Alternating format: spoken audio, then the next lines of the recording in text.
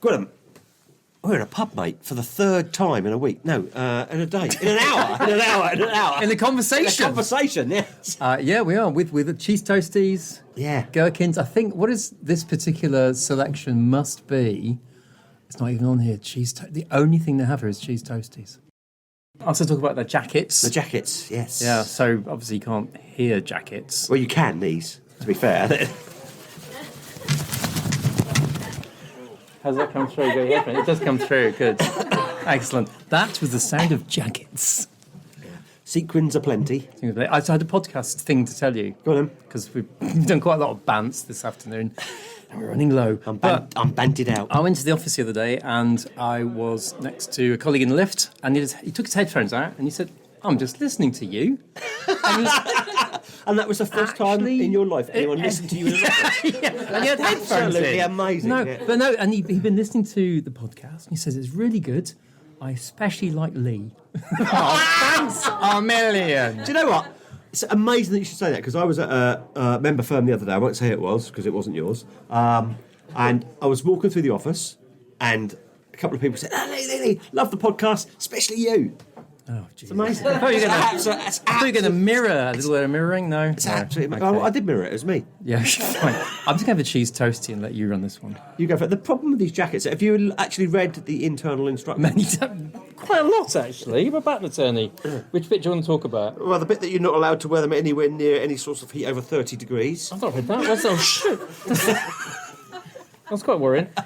My favourite bit is do not wash. I mentioned that before. I think that's you. No, that was written on me as my tattoo. Yeah. No. And you can dry clean it. I'm not paying for dry cleaning for this jacket. No. So we've worn these once before, didn't we? We wore these for our... We are an award-winning podcast, of course. Yeah, we are an award-winning podcast. Yeah. And we did wear these for the occasion of our award-winning ceremony. A massive ceremony. Memcom ceremony. Yeah. We absolutely stuck it to the Institute of Waste Management. We did, absolutely. Oh, yeah. Yeah. Their podcast is... Rubbish. There you go. Come on, you need to think the way he thinks. The trash talk. Let's trash talk some of the competition here. Yeah. I can't remember who the rest of the competition were, but it's not fair to try. I mean, they tried hard, but how could they compete? Lee Davis and Gwilym Roberts are the two IPs in a pod, and you are listening to a podcast on intellectual property, brought to you by the Chartered Institute of Patent Attorneys. Shall we get some guests Yes. on? Shall we get some guests on? So we thought that as we would be in a pub for like a whole afternoon, it would be really, really good if we got some important CIPA people on. Mm-hmm. And there is no more important CIPA person than the one who's just stumbled through the door. In fact. Oh, what timing! With impeccable Commander-in-Chief of CIPA. The president In the room. The president has arrived. Yeah. So if someone can just help Alasdair degown or whatever he needs to do. Keep it going on. Keep it going on! Have a drink, isn't it? So shall we introduce most of our guests, minus the president, who can introduce himself at the end, maybe? Oh, yeah. Well, not at the end of the podcast, but at the end of the guests introducing End of themselves. Yeah. existence? Yeah. Daniel, go first. Daniel Chu, Vice President of CIPA. What else do you do? You must be something else. You can't just be that. A dad. The most important job in the world! But you work in an IP firm. I work in an IP firm. Yes, I'm a partner at Hazeltine Kempner. Yes. I head up the Asia group at the firm, and I'm also the chair of China Working Group at ILC, which I enjoy very much. That's the International Liaison Committee. We don't do acronyms on that. No? All right, okay. He's also the winner, 6-time winner of Best Footwear at the Asian Patent Attorney Association Conference. But that's the shoes you wear. There's no No, competition. because Lee wasn't there. That's a really good point, actually, yeah. That's anti-clockwise, isn't it? Let's go anti-clockwise. So I'm Lindsay Pike. I am the CIPA Informals Honorary Secretary, and I'm a Technical Assistant at Mathers & Squire. So that's just a 1-year gig, isn't it, Lindsay? It is, yeah, which is sad in some ways. It takes a little while to get to meet everyone, and then before you know it, the year's coming to a close and you have to start thinking about handing over to next. So September, October time? Yeah, somewhere in there. So not too much longer. Where are you going after? Well, I'll be staying on informals in some capacity, but still to be confirmed. Immediate past ONSEC. I'm Elliot Krishek. I am the CIPA Informals Foundation Lecture Organiser, and I'm a trainee patent attorney or technical assistant at Malcolm Jenkins.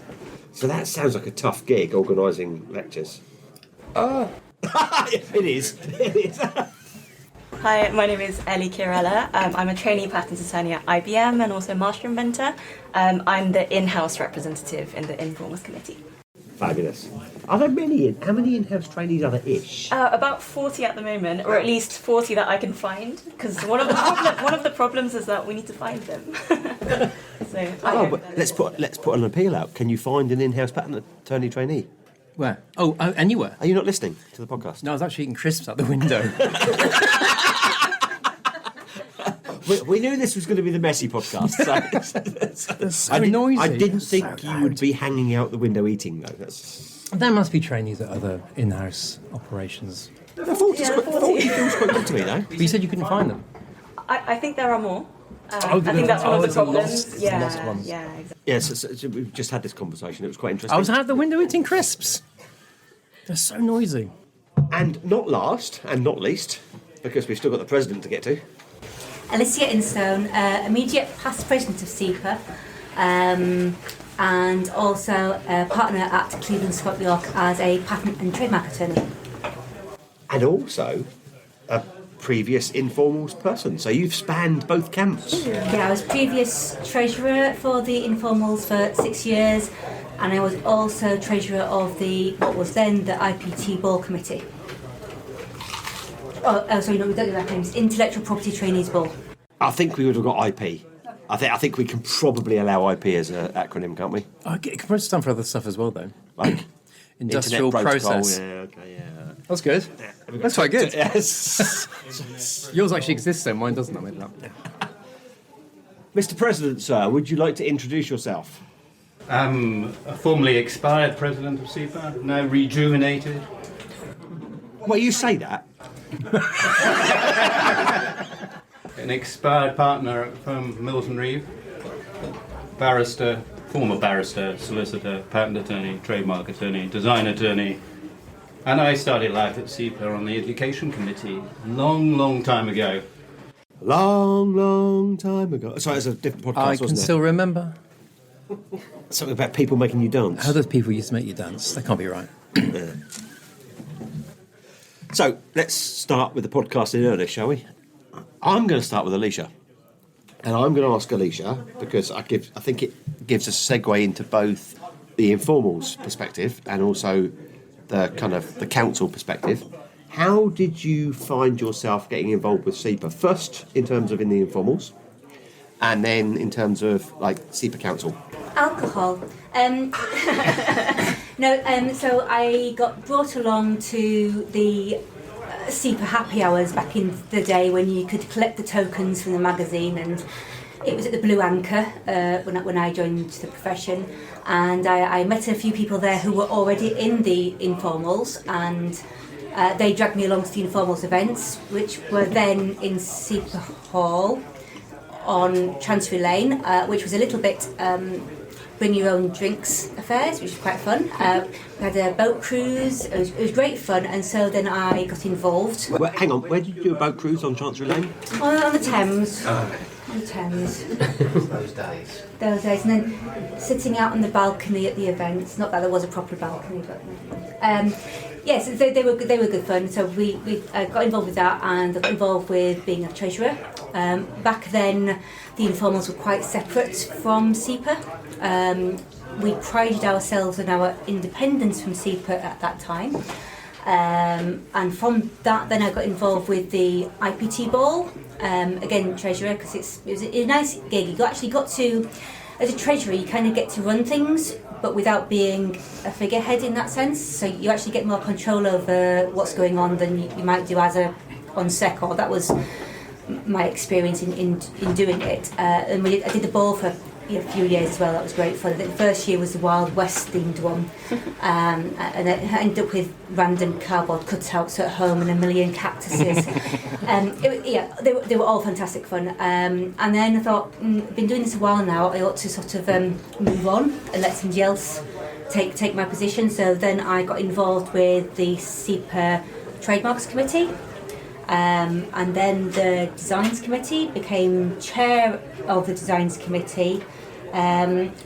Because of my trademark and design experience, I ended up getting dragged along to the NIPA meetings.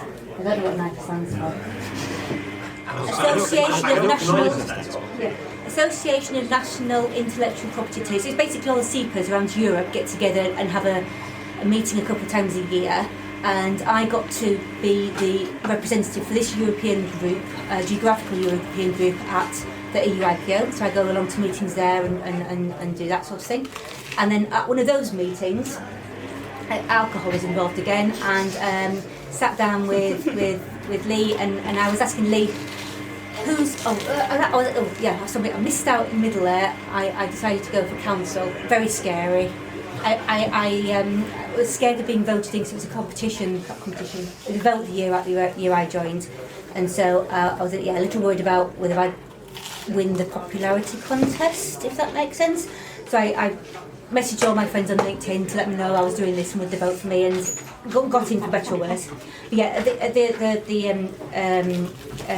was CNIPA then, a NIPA meeting in Venice. We sat there in a restaurant that looked a little bit like a train carriage, and I asked Lee who's the next president, and he suggested I had a go. Yay! And here I am, immediate past president after it was good. It was very good fun. I mean, we won't come back to your experiences as president, as we will to Alasdair, because Alasdair has done it 1.5 times now, so he's got lots of experiences. But I'm going to go to Lindsay next. So we did something, I can't remember when exactly it was, but it was about 4 or 5 years ago. And that was, the Informals have always existed entirely separately from CIPA. And I really struggled to get, when I first joined CIPA as a chief exec, I struggled to get my head around the fact that the student body, was over there somewhere, and never the two should meet. And I always wanted to do something about it. I always wanted to make the two come closer, and it took kind of like a bit of a financial crisis is too strong a word, but there were issues around being able to sign up to contracts and stuff like that, and the liabilities that Informals committee members were potentially exposing themselves to that made us reach a position whereby it made sense for the Informals to be as formal as they could be in terms of being part of CIPA, but still for there to be an understanding that they were their own entity, that they chose their own destiny in terms of training and stuff like that. So, but part of that formalisation of the Informals in an informal way was making sure that they had a voice on council. So the ONSEC had the opportunity to sit on council. So you don't expect these things, do you, when you kind of sign up to the Informals gig? Well, when I first signed up to the Informals, I joined as the Cambridge Regional Secretary, and I think I had a slightly different signing up experience to Alicia, who seemed to have alcohol involved, whereas I was working for a London firm, but living in Cambridge, and the COVID pandemic had basically just started and I didn't know anyone, essentially. And I really wanted to meet some more trainees, so I had a bit of a Google, came across the Informals Yellow Sheet blog, discovered there was a committee of trainees, didn't know that before, I don't think, or at least hadn't realised exactly what they did. Saw there was a vacancy for the Cambridge regional representative, sent off an email and was like, hello, would you like one, please? Please let me be it and let me meet some people, and we went from there, really. But no, I certainly didn't think at that time that I would then end up being part of, sitting on the main CIPA council and being involved in a lot more serious discussions than what I was having at the time, which was, do you want to go to the pub next week? I think so. There was alcohol. There was then alcohol, but not in the original decision making. And not as part of the interviewing process. No. I basically gave myself the job by telling them that I was going to do the job. I mean, you would know because you sit on council that we're talking about some fairly heavy stuff at times at the moment. Big threats to the profession in terms of the UK's emerging trade agenda and all of that, and all of those kinds of things. The normal run-of-the-mill stuff dealing with kind of Brexit that's happened and how we move around the... So it's big stuff. We're talking big stuff. So how do you find that as a trainee? I find it fascinating, which I feel like we're all patent attorneys and thus probably we're all a bit nerdy here anyway, but I'm aware that does make me sound quite sad.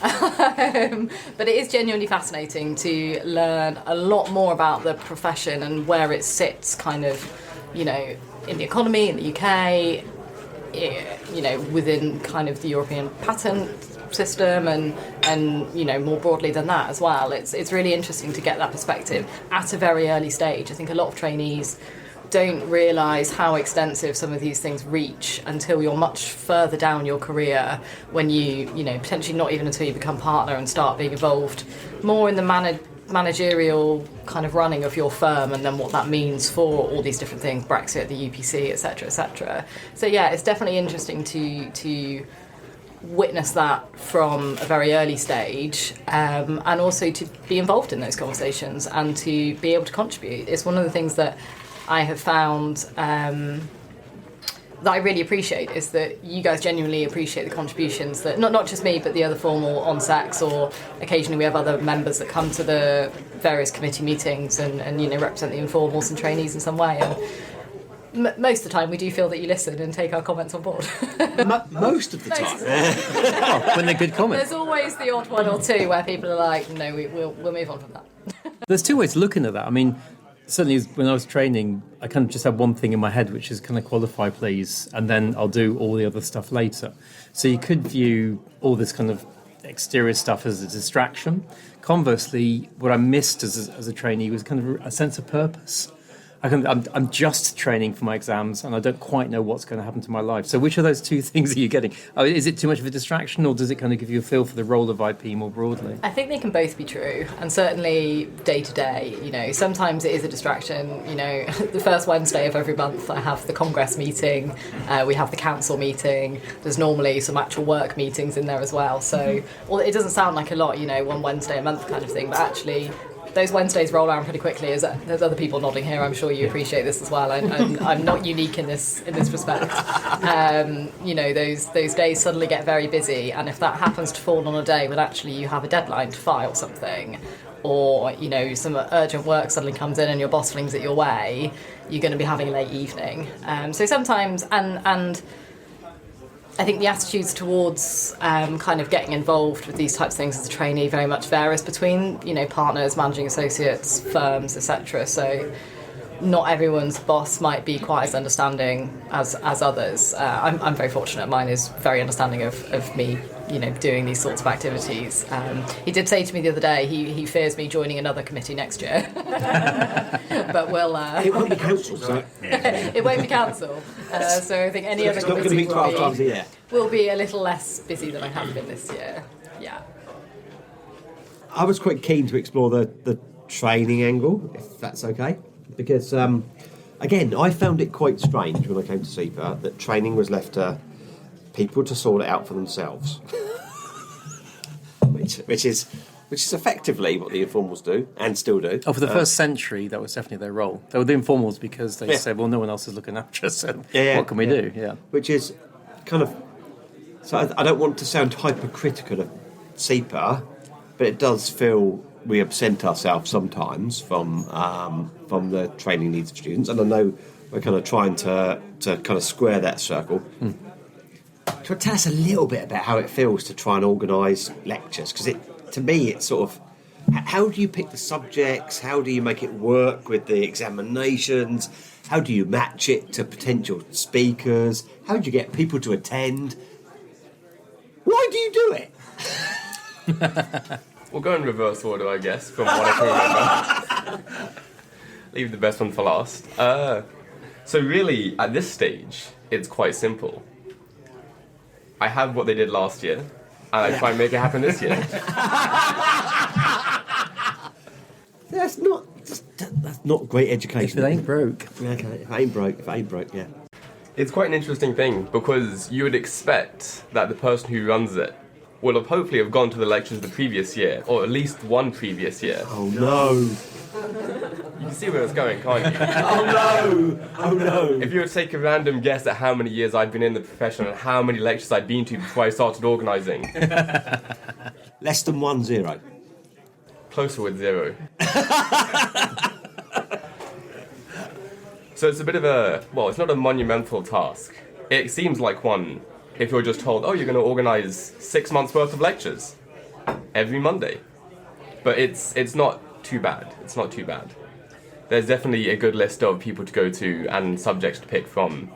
And if you're like me, who has a nice boss who actually understands what I'm doing and can give me advice, tips, and people to reach out to really when a lecturer no longer works where they used to, or if they've left the profession, that's really the time where the job actually gets tough, to find someone new. I had three lecturers who I wanted to contact who all didn't work at the same company anymore.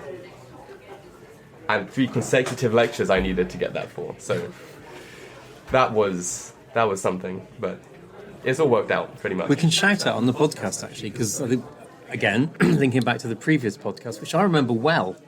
Well, it was only an hour ago. It was an hour ago, admittedly. No, we were talking about how patent attorneys tend to qualify and then maybe worry for too long that they're not ready yet to pass on what they've learned. And it's a patent attorney thing, because I love the fact I can repeat exactly what I said. And if you're listening to the podcast, it was a week ago and it sounds fresh. You worry that you're telling people stuff that they know already and stuff like that. Whereas I always encourage kind of people in our firm to just get lecturing pretty quickly, get under your belt, and then you may not know everything, and occasionally your trainees will know more than, the room will know more. But broadly speaking, you're there, share it and use it. And I think that's what you need, is those people who've a year or two under their belts, post-qualified. You want to get them in doing the lecturing. What you tend to get, because I did this for a long time, I was lecturing for decades, long past I should have been. Decades. You're Ed Sheeran's age. Your picture is so young. I like it. I think you're being nice to me now, aren't you? Kind of. No, but you kind of want people, you want to keep refreshing it as well, because you want people who've done the exams a few years back, typically, depending on the lecture, but most of the time. So, okay, this is a shout out to the people listening. Volunteer. Both of them. Both of you volunteer to lecture. Whatever you do. Yeah. And there they are. Damn. Yeah. But you mentioned that, you were saying that you didn't tend to go too much yourself. Do you think that there's a problem with attendance, or not with you? You're great. It's in 2 parts. The first part, I only joined back in September to the whole profession. There you go. So, fine. That's a good excuse. It'd be pretty tough to get me to go to it. Agreed. Before Well, I started. I don't think you're showing enough keenness. I mean, you've got a great boss, but you need enthusiasm. Come on. Guess we'll have to advertise universities. No, I think it's a tough point, though, to get people to go. And it's something that someone raised, I think it was actually in the very last lecture, where right now we put them on Monday evenings. And I don't know, I think that's historically always been on a Monday evening. But they made a good point that most people choose that as their work from home day these days, which isn't something you would have That's a 2-3 new thing. years ago when we had them in person before. Certainly wasn't what I had when I qualified. So it might be the case that in the next year, it's something I heavily advise that they try and organise it for a Tuesday or a Wednesday, just to get more people so they know That's a really more people actually in London. Yeah, great point. I Yeah. should have brought my notebook. I would be. Still recorded. Yeah, of course. Going back in time, when I was treasurer, we had a red book. I don't know if it's been passed on through the ages, because the lectures all used to be recorded on cassette, and then 1 copy, and you had to pay money, and then you got sent them, and you had to listen to them, and there was like a deposit, and then they were then passed around the informals. Wow.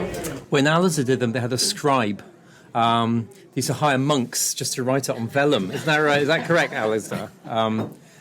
You can answer if you want. It was pretty much like that. You had to turn up. That was the answer.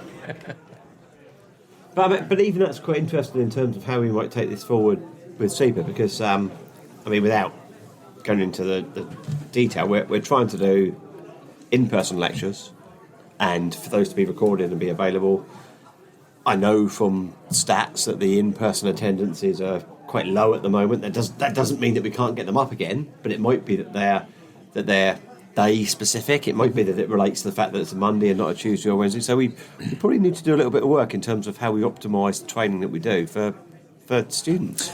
I seem to remember that there was quite a degree of social engagement afterwards, which you attended in person 30 years ago. That is the absolute key, isn't it? Because otherwise now, why would you go in person? I mean, my view on pure educational stuff is that people want to digest it when they can, and you want to have it when you go to the gym or when you're on the tube or whatever it is and listen through podcasts. And the kind of the era of the turn up, listen to someone speaking and leave again it was kind of gone anyway, but the pandemic killed it once and for all. I genuinely can't think of anything worse than the inventive step on a stepping machine.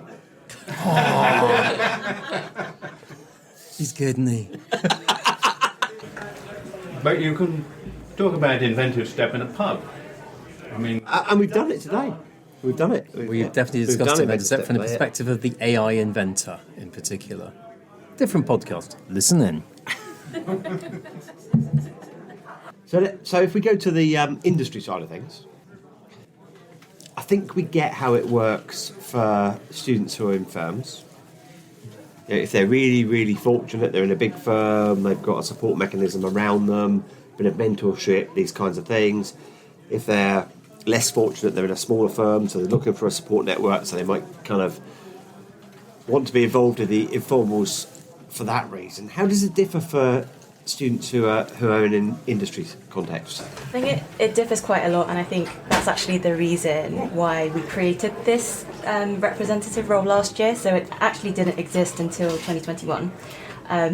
When I started training, I basically missed out on a lot of information because I didn't know about the yellow sheet, I didn't get any books, I missed out on the first EQE registration because I didn't know it was like 16 months before, you know? Wow. And so luckily we had a Queen Mary sort of WhatsApp group, and then they were like, you have to register today. And I was like, I just didn't know about it. So, you know, that I personally felt that there was a clear need to create some sort of community, or at least try to find the other in-house trainees around. And as you say, Lee, like, I think day-to-day working in industry with private practice differs quite a lot. And also, as trainees, the traineeship is quite different as well. The type of work that I do, I think, compared to my private practice friends, is quite different. So we just wanted to make sure that everyone's supported, no one's lonely, we can go out for drinks, and we can provide some extra education as well. Have you found the informals? These guys' mouthful. Have you found the informals as a result quite a useful group of people to be involved with, but you needed to add something to it? Is that kind of how it's panned out? I think so, yeah. I mean, there's two parts. One is I think the in-house trainees sort of needed a representative to do, you know, the education and the social side, but actually surprisingly, we've put on events talking about in-house versus private practice and so on, but there's actually a lot of private practice trainees who are really interested in the in-house parts as well. So I think it's quite a good sort of two-sided opportunity for the trainees. Traditionally, it's always been, well, there's always been an in-house training capacity, but mostly private practice has done the training, and then you qualify and you kind of take one of two routes. And it's quite nice to hear that actually there's another way of doing that. But do you see yourself qualifying and going private practice? Just on tape? No, on tape to everybody. Cut. Well, Ellie, you say that you get a completely different insight, don't you, from where you are, presumably in your role. For trainees listening in, what are you seeing? What are the different bits of your experience, would you say? I think coming into the profession is quite different as well. So when we do our quarterly call, you know, we're introducing each other and we're having a chat. And it's interesting to see that I think, in general, most private practice trainees do their degree and then come into the profession straight away. So they're a lot younger than me. Whereas it seems like a lot more in-house trainees are a little bit older because they've actually had a slightly different career before. So, for example, a lot of the industry people have been in engineering. I myself I was working as a software engineer before for about 5-6 years. So I think, yeah, coming in is a little bit different. And I think, you know, as I mentioned earlier, the day-to-day is different. So, of course, as part of the training and everything, I have to do drafting just for the papers, but I actually don't have to do drafting after I qualify, for example. And day to day, I'm getting involved with a lot of advice and counsel for products. So I'm already sort of looking after products, and of course I can't give advice myself, but I'm starting to support products and giving them IP advice. So I think it is quite different, yeah. Do you see much more of international practice as well? Because that was certainly my experience, that it was really valuable in terms of understanding what happened abroad, because we were filing all across the world and you were prosecuting across the world. Yeah, definitely. I mean, IBM strategy, usually we do US filings first, then PCTs, and then national filings. And even as a trainee, I get involved with all the different steps. So yeah, I think I agree with that. So Alasdair, you've been kind of chipping in from the sidelines. Can we now draw? Can you move closer to the microphone, maybe? And can we draw on your experience both as a past president of CIPA and a current president of CIPA? So take us back. How did you get involved? Well, I started life as intending to do chemical engineering and then got bored with the chemistry. So I decided to change to law. And after I had scrounged off my parents as a young lawyer for a number of years, I decided to get a job, and that job happened to be in Shell's Patents and Licensing Department. And while I was there, I said, well, if I'm going to work in a Patents and Licensing Department, I think I should qualify as a patent attorney.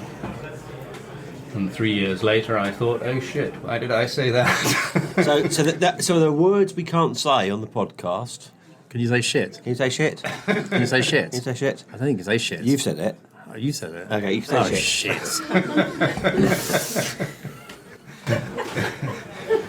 And so I started going to Informals lectures, and I did a moot because I had trained as a lawyer, and I thought, well, that's the sort of thing I can manage to do reasonably well, and then got terrified about it because it was all about European law rather than anything that I'd ever learned anything about at all. And I went to Informals, or whatever it was at that time, lectures at that time, and having managed to pass the exams, I thought actually the education bit had been done really well, and I joined the education committee.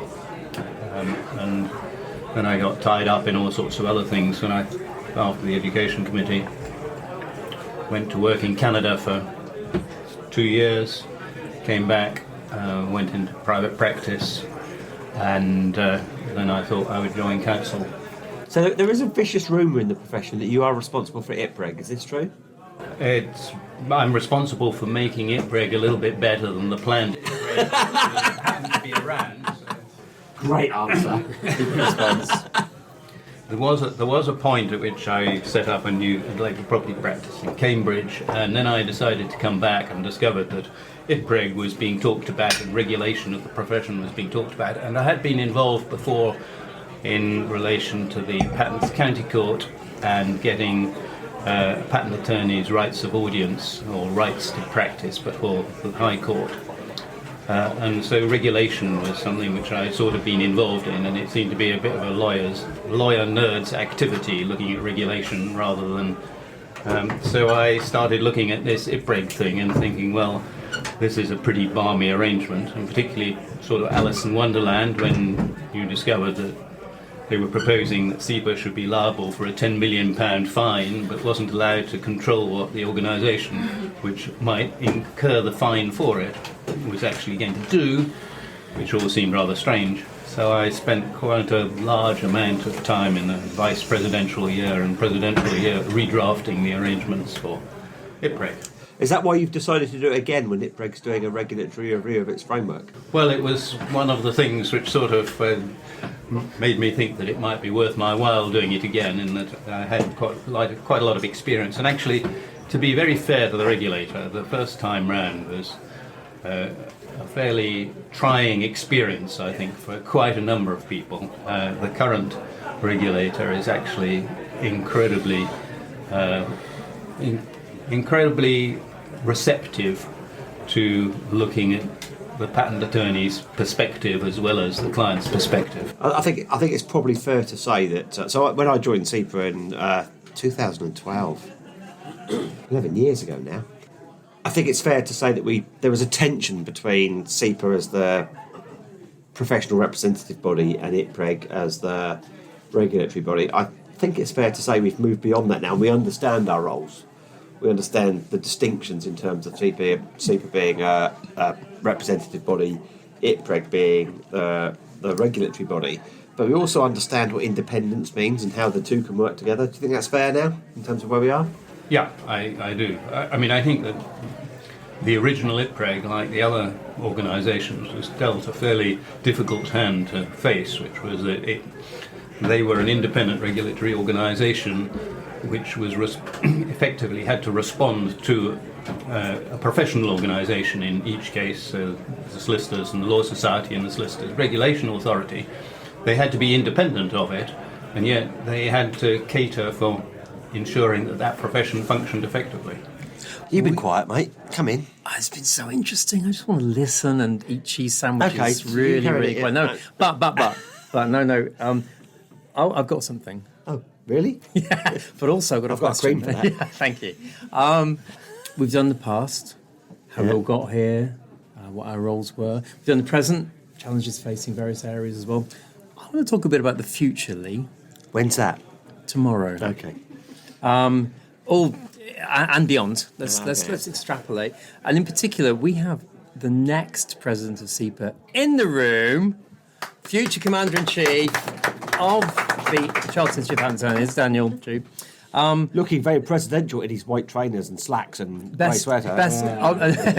Best shoes, best hair of a CIPA officer. No, seriously, I'm looking at you right now, in your eyes. I'm repeating that. Best hair. No, but apart from that, also, Daniel, talk us through a little bit, if you don't mind. You've got quite an interesting agenda for next year. Where do you see CIPA going? What do you want to take? Where do you want to take us next year? So when I started getting involved with CIPA, I was travelling quite a lot at that time, as I am now as well. Yeah. Now the world's opening up, and so I went to Tony. I said, "Look, it would be a shame if I'm not representing CIPA whilst I'm travelling. Surely I can do something for CIPA." So he said, "Well, have you heard of the ILC, International Liaison Committee?" No, no idea. So he said, "You should join the International Liaison Committee," and I joined the ILC. Went on to represent the CIPA when I can on overseas trip. Met with sisters organisation when I visited here. So yeah, going back to your questions, the future. So top of my agenda, represent CIPA overseas, which I'm going to do tomorrow as well. So I'm going to Chicago tomorrow. Thank you. On a business trip on HLK. Thank you, HLK. If only you just got back from Windy City. Oh, good story. Yeah. Yeah, so top of the agenda this year in particular, very important. We just done Brexit. We've got UPC coming up. You know, you and I, we run to each other at international conferences very often. We just, you know, in the evening we get together. We go for a drink. I don't see you as competitors. I see you as, you know, competitors. He doesn't see you as a competitor at all. Look at his hair. I can never compete. Yeah. What are we competing? No, you're completely right. I think the UK profession it's fantastic how on these international conferences the UK profession just works for itself and works for each other. So when we are there, say last trip we were with Taipei. We know we were representing the profession. Bubble tea. Yeah. Yeah, absolutely. Bubble tea, yes. Yeah, bubble tea, and we met various different delegations and all that. Yeah. So that's the sort of things I very much enjoyed. And I say again, I think this year very important. UPC getting right. I think show the world that, you know, if I say the traditional patent and trademark firm can get the litigation in. Show the world that UK representative can represent proprietors in front of the UPC, get a message out. I mean, we are, with the UPC in particular, we are basically facing a slightly uphill battle because of where we are. But of course, there's wonderful representation rights that we have. Do you think CIPA is doing enough? Do you think the UK profession is doing enough? Can we be selling ourselves more in relation to the UPC? Do you think? I think we certainly can do a bit more. Should capitalise on opportunities, work a lot more with sisters organisations, which the ILC has done brilliantly during lockdown, before pandemic. and we have great plans going forward this year. Lucy is drafting the travel plan and budget. Lucy, round of applause for Lucy. Whilst doing a master's dissertation and running the podcast. Incredible. It's like juggler. Jugular. Jugular. Oh, jugular. Carry on. So other than ILC, I think I'm very keen for CIPA events not to be too London-centric. So maybe... Yeah. Yes. Good call. Birmingham pub next week. Podcast tour. Did you hear that? Every regional event should have a podcast. Yeah, full podcast. Yeah, I agree. Can you come to Southampton next, please? Yeah. Okay. Well, I can commit to that. So I'm from Portsmouth. We can, but there will be a fight at the end of the evening. So conscious of time, we've gone for nearly an hour. How often Again? today have we gone for nearly an hour? I'm just like living lives leaping between podcasts. It's 6:12. I know it's 6:12 in the morning, and I've eaten 43 cheese toasties and all the gherkins. and I can smell them. So great bunch of people. Thank you so much for coming. But each of you is sat there thinking, glad he didn't ask us that. What are you glad we didn't ask you? Daniel. Oh, no, pass. Come on, what was the killer informals question that we can come out with then, Lindsay? I'm just going to hijack it instead and not answer that question. What I'm going to do is just plug the informals generally because that's more fun. So the few things that I just really wanted to mention today are please sign up to the blog, find our blog, sign up to it. It's where we advertise all of our events, in-house, private practice, general training, our foundation lectures. We're starting up soon our advanced lecture series. Well, they've already started technically. Yes, they have already started technically. Sorry, yes, thank you for the correction. More than technically, they have already started. We also advertise the CIPA events that we think will be relevant to trainees. We advertise IP inclusive events. Everything can be found on our events page, the student conference, loads of other stuff, probably the IP ball. So that is where you can find out anything to do with the informals and what we're up to. It's the best place to go to. The buddy scheme as well, which means you can have... you can partner up with someone who's more experienced in the profession. You don't have to be a trainee to sign up to this either, by the way. You can be newly qualified and sign up. Okay. And we'll link you up with someone who is more senior or That's great. more qualified. That's cool. That's good. And support you as well. So we're just trying to really branch out and, as Daniel said, try to be less London-centric as well. So we're really working hard with the regional representatives to get more events happening in person again across the country as well. So we are working really hard at the moment. If any trainees are listening and they want to get involved with the informals, please reach out to me because we would love to have more people involved, particularly if you like blogging, because our blog has got really popular and we need more people to help with it. And for anyone who's not a trainee and is qualified and is listening, we need more volunteers for tutorials and mentoring. We just want as many people as possible to be involved with our activities because it really helps us. Good sales. Good sales. How angry is your blog? Yeah, good sales. Just like, how angry is the blog? It's not angry. We actually work very hard for it not to be angry. Really? Because occasionally we are angry about things. Why would you ever be angry about anything? The exams are a very frustrating procedure for everybody. I can't think of. But we don't like to be like that. We actually work very hard to still be, professional, respectful, positive. Blog. Like Yeah, exactly. Yeah. We're just here to support everyone and represent everyone's views when they need to be represented. I'm going to flip across the table to Alicia, who's kind of rocking there, sort of waiting to kind of dive in. Again, I put out a plea for anybody who wants to get involved with CIPA at all at any level to get involved. If you feel that you don't know anybody, reach out. We're desperate for new people on all of the committees across CIPA, and it gives you massive insight into what's going on and ability to directly input into change, both within CIPA and within the profession and within the regulations and the wider landscape policies before the UK IPO. The things I've been doing I wouldn't have imagined that I would have done, but it's really good fun, so do get involved, do reach out if you'd like to, don't be afraid. So yeah. Damn it, stolen all I was going to say. Sorry. That, like every good past president should. But shush, it's not your turn yet. You mean I'm going to have everyone steal things? Hang on, I'm in charge. We're in charge. No, No, hang on a minute. Mate, you've never been in charge. Constitutional crisis. You've never been in charge. Wait a moment. You've never been in charge. Wait, it's in the charters of the podcast. When have you ever turned up to a planning meeting? You have planning meetings.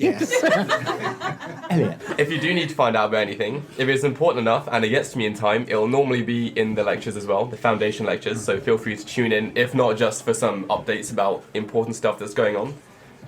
Part 2 is, we're also expanding the foundation lectures, and correct me if we're wrong, if I'm wrong, that it'll be the first time a foundation lecture will be held outside of London on July 4th.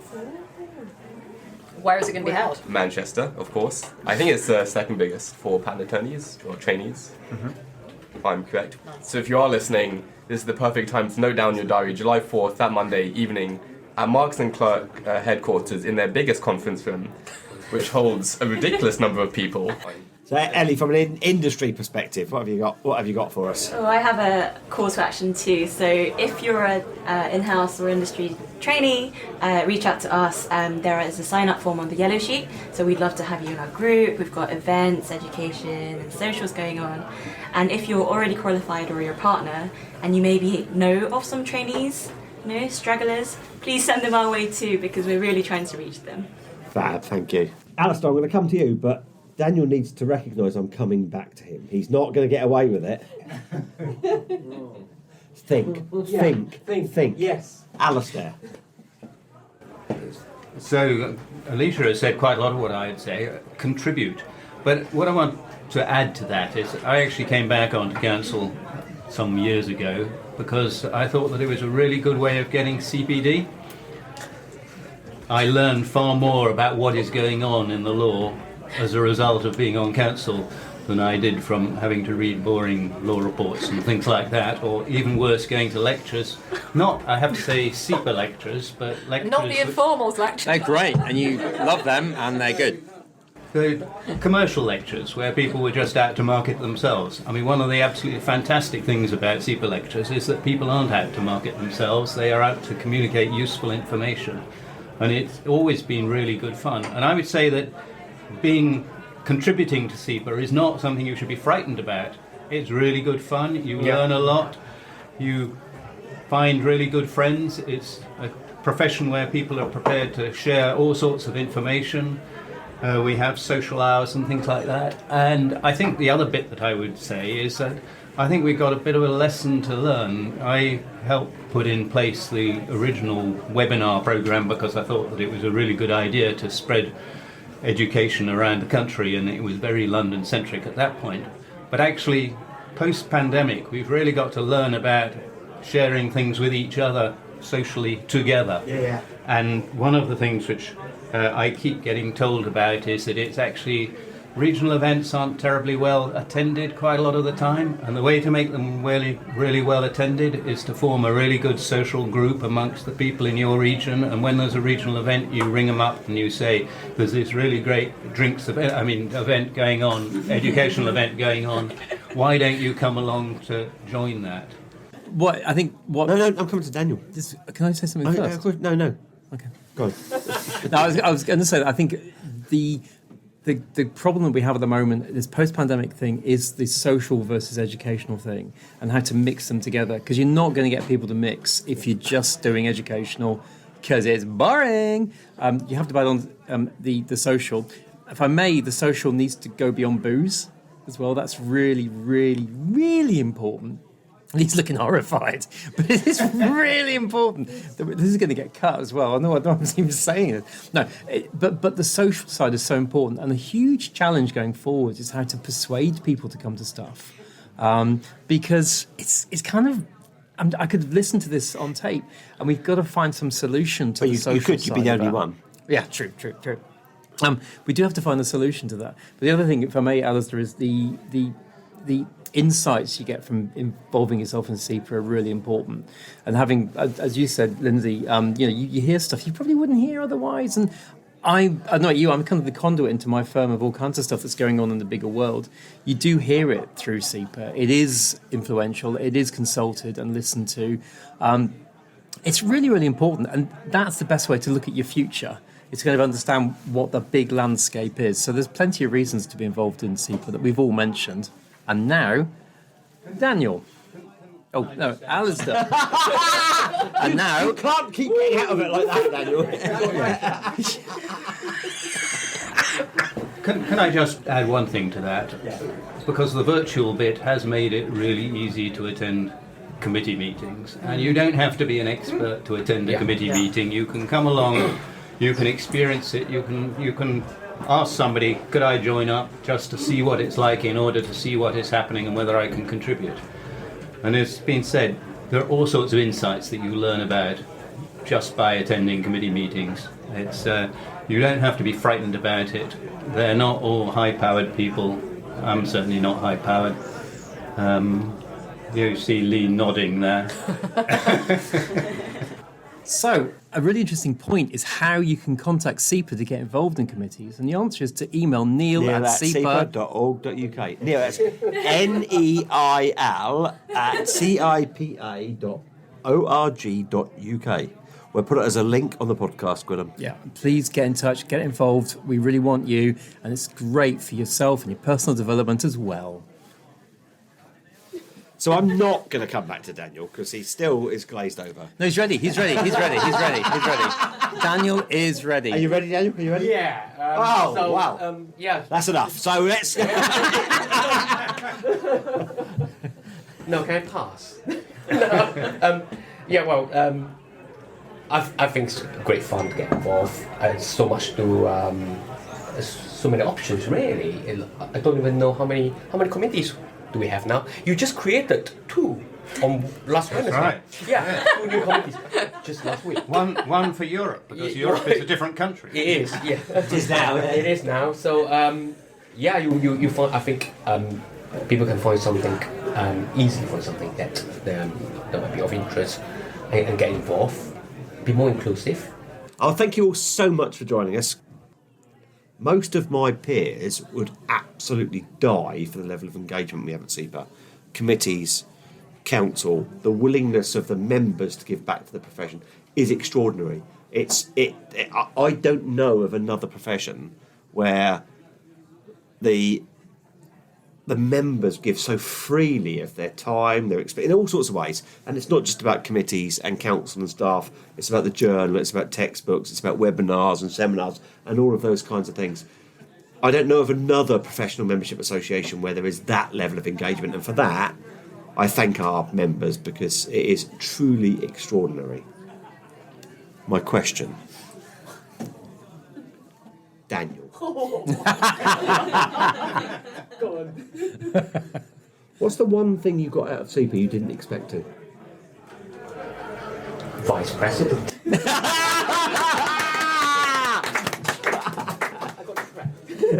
Right. So we're going anti-clockwise and Lindsay can't say ONSEC of the Informs.